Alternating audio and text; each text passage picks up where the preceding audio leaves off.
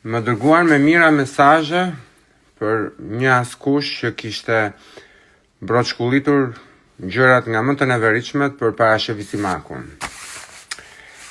Dhe me thënë, ki je në punën tënde, je angazhuar, dhe shikon edhe dëgjon shmendurira, shpifje, llafe, që nuk janë të vërteta, patjetër, sepse më kanë shkruar shumë njerëz, shumë djegës, edhe më vjen shumë keq që më duhet të flas për këtë gjë, ndërkohë që mund të flisnim për gjërat e tjera, për se si mund të rikthehet parashevia, të ketë një jetë më të mirë, si të rregullohet jeta e saj, etj, ndërkohë që duhet të merremi me këto llafazanët e Shqipërisë. Më vjen shumë keq që duhet të flas për këtë, po duhet të reagoj për arsyeën e vetme sepse kam marrë shumë mesazhe me mira, të cilët janë të indinjuar. Tani për një person që do parashevisimakun si nënën e vet, është shumë me vështirë që ta përmbaj veten dhe të mos i rikthehet askushit në fjalë ose askushve apo personave që janë askushër dhe që përpiqen t'i veshin vetes një profesion. Më vjen shumë keq, por nuk do t'u jap të kënaqësi, nuk do të reagoj duke i ofenduar dhe duke i përmendur me emra dhe nuk dua t'u bëj as reklam. E kam menduar gjatë dhe kam vendosur që çështjen e rastit në fjalë të një shpiftësie, bisede,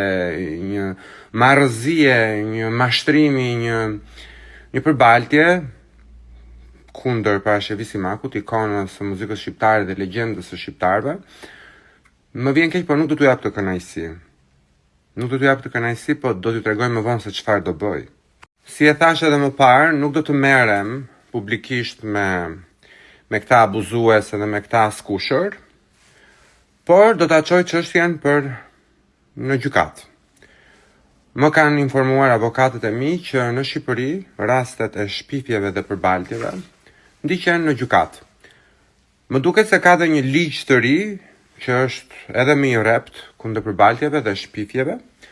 dhe në rastin e parashevisimakut kjo është edhe më e rëndë, sepse ajo është edhe në një gjendje të caktuar emocionale, të cilat unë do t'i faktoj në gjykat në Shqipëri. Për fat të mirë të këtij rasti, unë do të jem në Tiranë pas javës së modës në Paris ku unë ndodhem, edhe besoj se do të ndjek këtë çështje deri në fund. Pra, të gjithë dashamirësit edhe fansat e parashevisimakut i siguroj që unë do ta çoj çështjen në gjykat, aty ku e meriton të shkojë ky person.